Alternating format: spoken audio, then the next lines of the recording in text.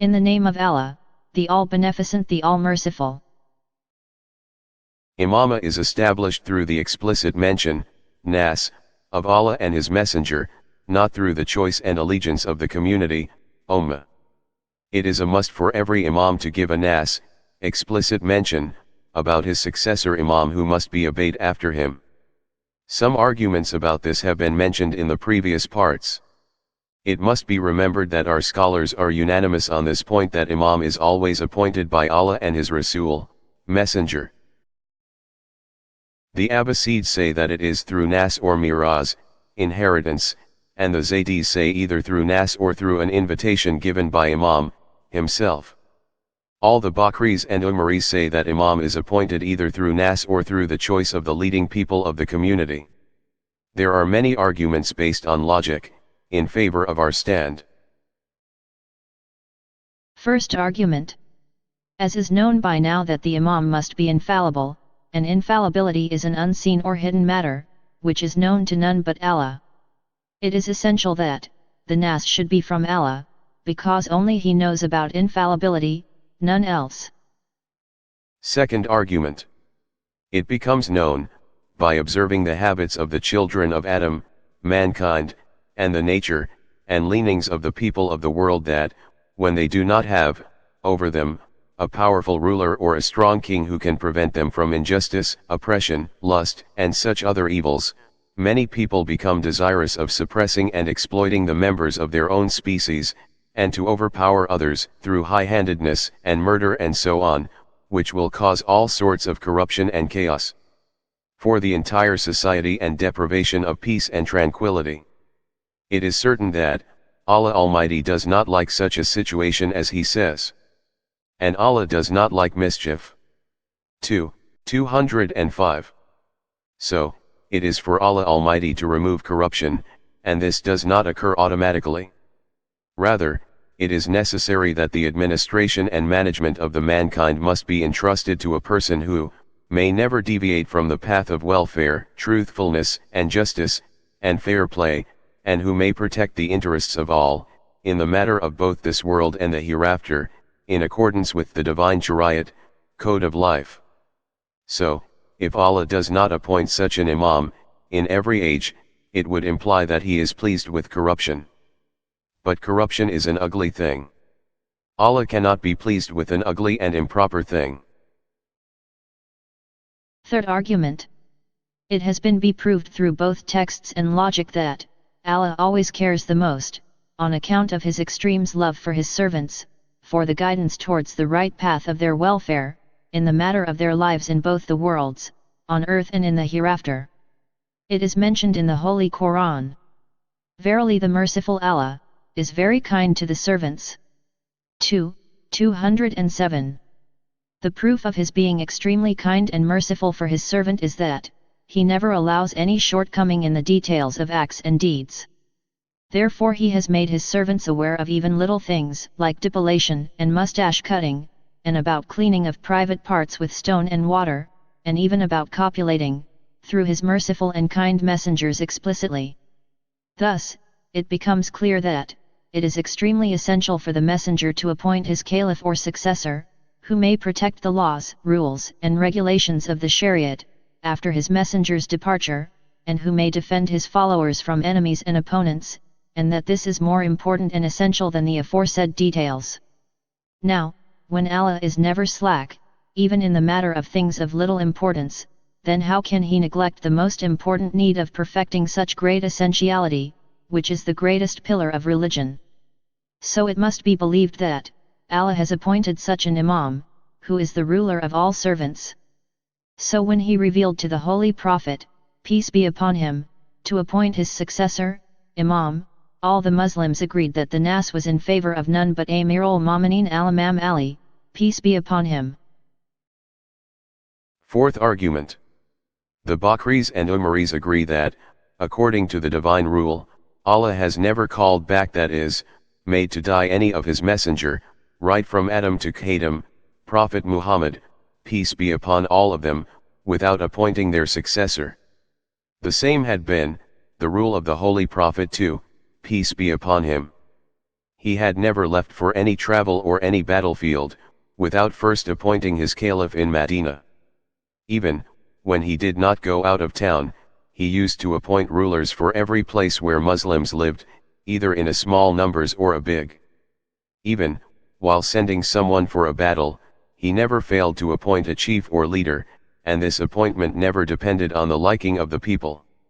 He himself used to make such appointment, according to the divine command. This was his rule during his every absence, be it a long or a short one. How then could he leave the administration, according to Shariat rules of all the Muslims of the world till the day of resurrection without appointing an Imam? Fifth argument.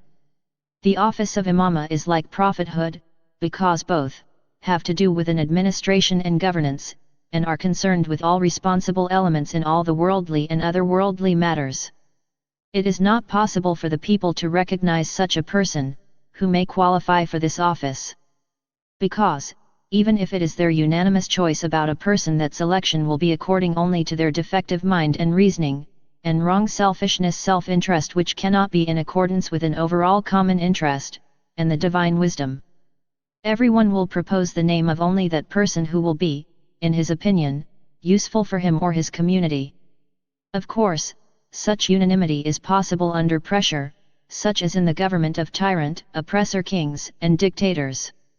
It cannot be imamah or leadership of the general public, and so not a religious and legitimate rule. Again, if the masses can, according to divine strategy, select an imam, they can also select a messenger or prophet, which is wrong unanimously.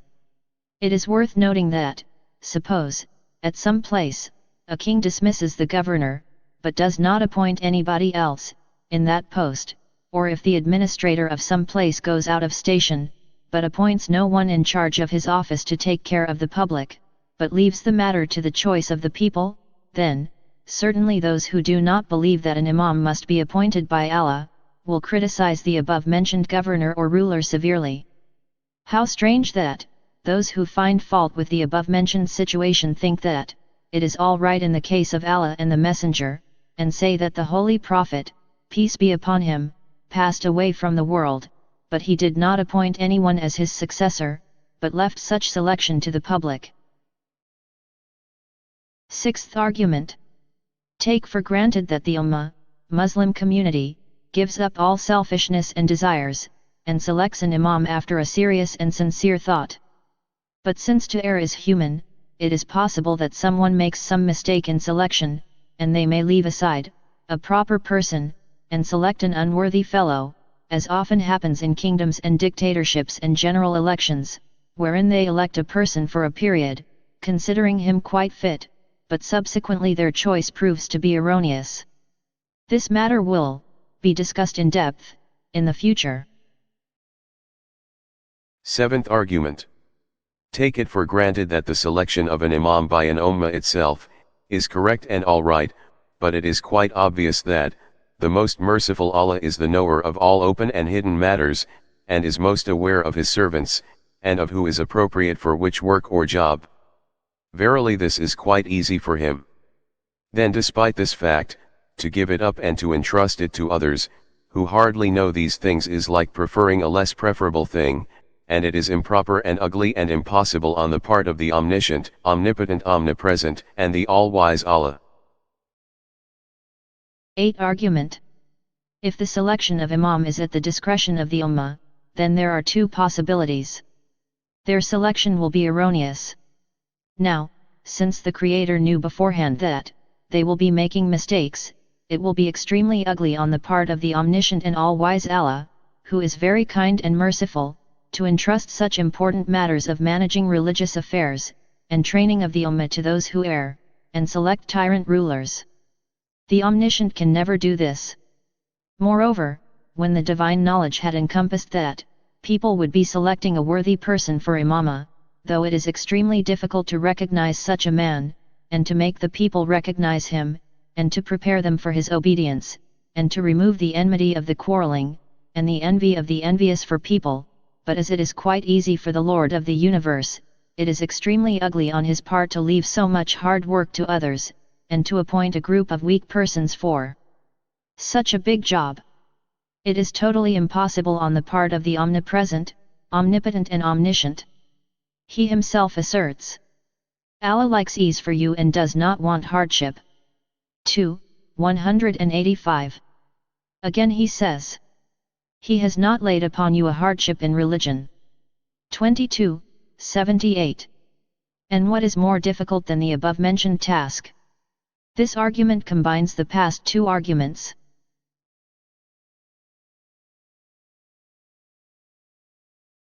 Now, I invite you to have a glimpse, to some verses of the Holy Quran, which mention the manner of appointment of the Imams alayhimus salam.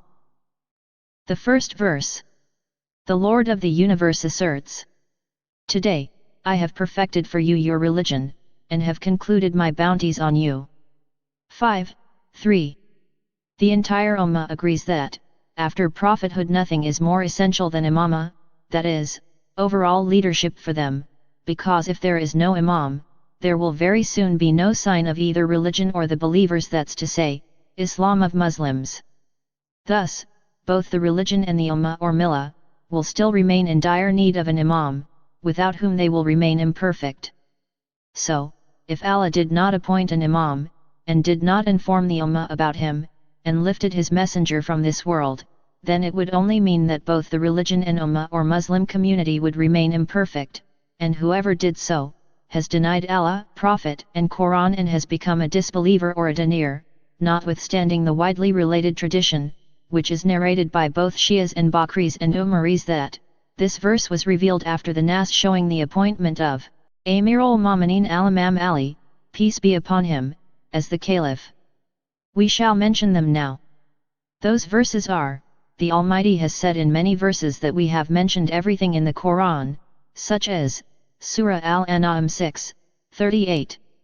And, there is no animal that walks upon the earth, nor a bird that flies with its two wings, but they are general like yourselves, we have not neglected anything in the book, then to their Lord shall they be gathered.